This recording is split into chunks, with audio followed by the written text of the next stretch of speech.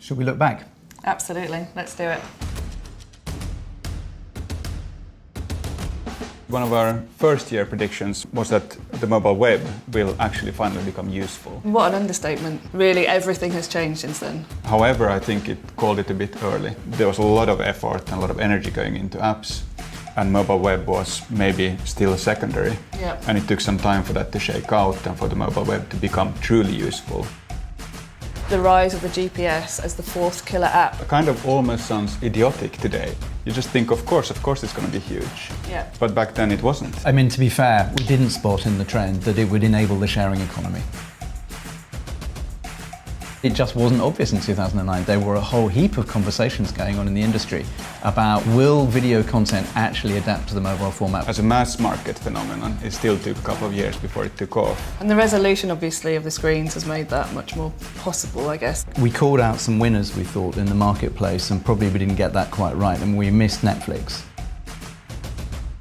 There were so many apps that people were drowning in them, and that somebody was going to come along and sort the marketplace out. It didn't happen. It was kind of wishful thinking, Yeah. but it didn't happen. Still hasn't happened. The rise of tools that you want to use at work as opposed to those forced upon you, which I think is fair to say was a hit. It took businesses quite a while to catch up with that. CIOs in particular saying, I really understand that the stuff that I give to people at work has got to be of the highest possible grade, and we've got to shift to consumer grade thinking. 2014, and a personal favourite, which is every product as a service waiting to happen. Actually, it was a designer here where we're filming this in London who called it out in the middle of a meeting, and it was so exactly right that it exploded a whole load of ideas that just came out of that headline, if you like. We're seeing organisations begin to grasp that if they want to build long-term intimacy with the customer, then they actually need to be there as a service, and probably a service which has a hefty digital component to it as well. Banking and messaging collide to create conversational banking. Where this is a big hit is when it comes to payments and commerce. That's where it's really taken off. One of the things I like about this trend is I think it's actually got a hell of a long way to play out. We talked about AI in this trend, and I think that bit was mild miss, partly because we just called it too early.